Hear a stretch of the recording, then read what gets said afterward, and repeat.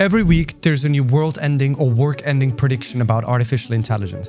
I bet you've seen them. AGI is coming in 2 years, most white-collar jobs will vanish in 5, AI might actually end humanity in 10. Wild predictions about AI are an antique. There's even a whole website that has been tracking them since the 1950s. Trying to understand what's happening right now, what's breakthrough, what's hype, is probably one of the hardest information challenges in the economy today. And if your feed is like mine, it's probably a fire hose of game-changing announcements and hot takes on everything that's been happening since yesterday. In this video, I'm going to show you how to evaluate AI claims and how to develop a system to keep up without losing your mind. We'll start by identifying the 4 factions that are controlling the narrative and their biases. After that, I'll give you a 3-step framework that I use myself to stay informed. Quick disclaimer, why should you be listening to me? I could start by telling you that I advised governments and businesses for the past decade, but honestly, anyone who claims to have the final answer is kind of part of the problem. I'm not here to tell you what is right.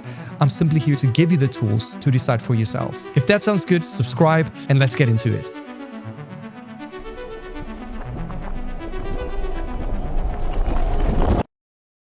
Before we look at the specific groups, we need a way to categorize how they think. In science and philosophy, we talk a lot about paradigms. A paradigm is essentially a mental map that helps us prioritize and filter out information about how the world works. It's a lens that you wear when you look at data, and it's not necessarily about what is right or wrong, but it's simply about choosing what to prioritize. If your paradigm is growth, you'll see opportunities.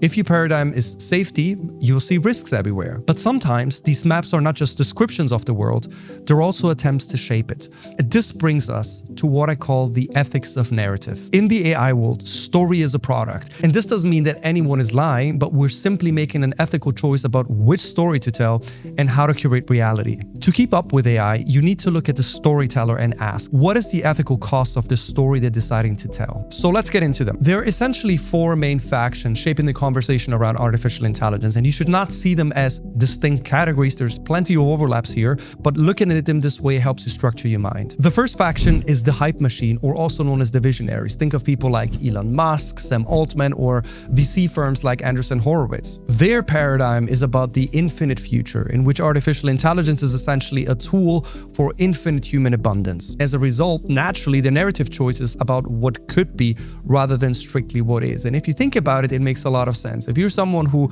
asks billions of dollars in funding from the public or from investors, you better find a way to change people's life drastically to be able to justify these kinds of investments. As a result of that, we see big promises and big claims made, sometimes at the expense of technical bottleneck, sometimes at the expense of short-term safety. The second faction is from industry, and here we can think about some of the large technology firms, but also, for example, about some advisors and consultants that are deeply involved in the field of artificial intelligence. For them, the paradigm is all about transformation, and that's on the one hand because sometimes they're involved in developing AI themselves, but in other cases it's also because they benefit from helping people on this transformation. You might be an advisor or consultant that builds people, helping them to adapt the technology. So essentially they also profit from the transition, not just the tool. The third faction are the critics, and here we have people who have a long-standing history of keeping essentially the technology firms in check, of people who have been criticizing the system, of people who have been wanting to keep them honest. Their paradigm here, to simplify it, is that AI is essentially a set of flawed mathematical models. So their narrative choice is that they naturally prioritize highlighting mainly the risk,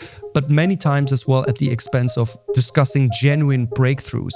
None of these factions are either totally wrong or totally right, but there's always an ethical trade-off. If you focus only on hype, you risk downplaying some real risks that are happening right now.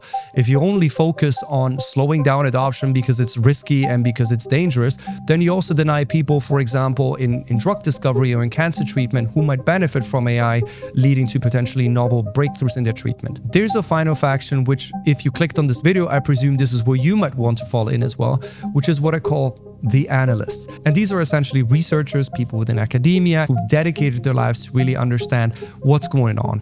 Think of, for example, people like Azim Azar. There's an academic called Ethan Malik. There's another content creator called Sheet Pavel that I'm a big fan of.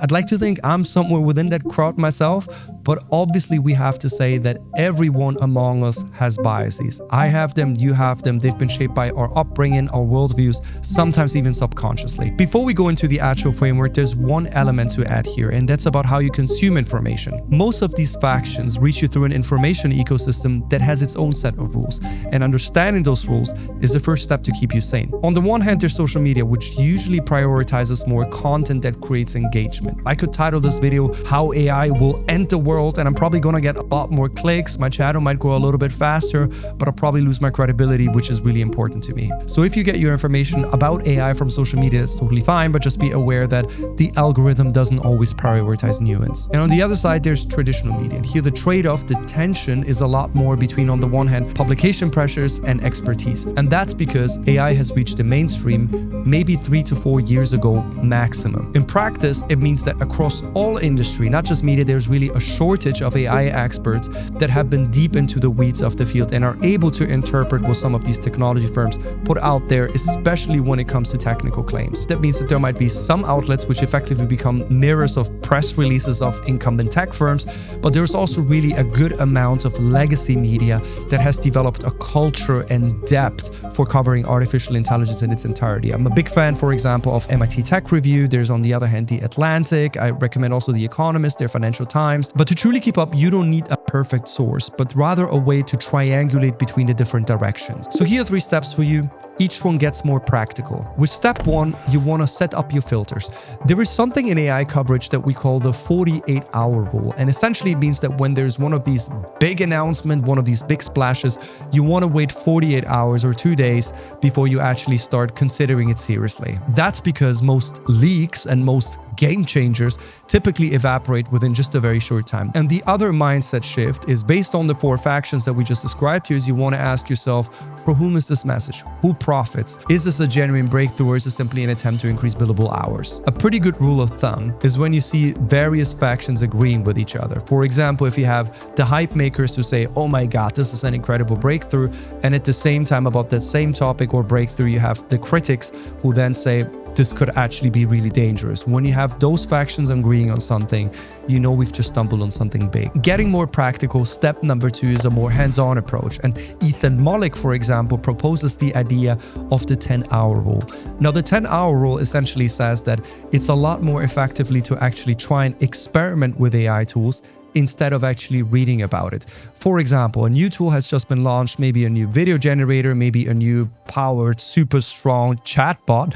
And to really understand what it's capable of, you want to spend 10 hours actually try and see whether it can help you solve your problem. That's a lot more effective than listening to people who say AI is all powerful and it's going to eliminate all jobs. And on the other hand, people say AI is a scam. But the key thing here is that practice delivers insights. And then the final step is what I call build your stack. Now, most people are typically pretty busy during the day. You might have a full-time job, maybe you have some other kinds of hobbies that you want to pursue. So a pretty strong way to actually keep up with what's going on is to do that almost without thinking about it. Now, what do I mean with that? A pretty good way to start is to, for example, follow 30 to 40 people from all of those factions that I just highlighted, maybe on social media, maybe use X, maybe use Instagram, maybe use LinkedIn.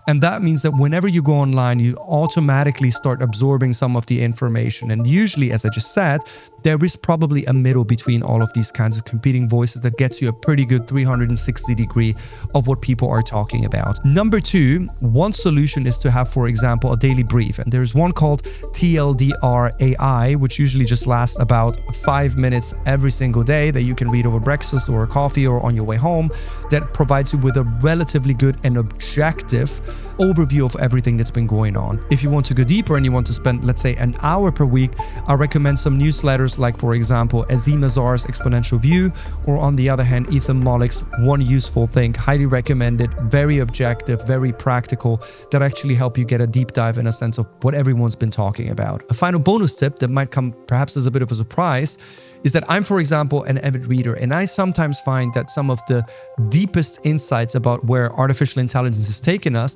I don't necessarily get it from books about AI per se, but more books that talk about the fundamentals of human nature. There's books, for example, about what is creativity, what is simple entrepreneurship, what is love, really any kinds of topics that is so fundamental to us, typically provides a pretty good contrast point versus how AI is and where it might be taking us. Start by understanding yourself before you try and understand how a tool and a technology is actually going to impact our lives and work. If anything is clear, is that we're living through a massive paradigm shift where new breakthroughs are being announced every single week, and you don't have to be a victim of narrative.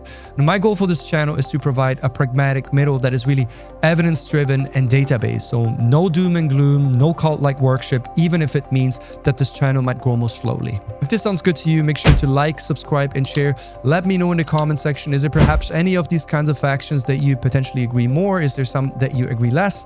I'd love to know from you, and I'll see you in the next one.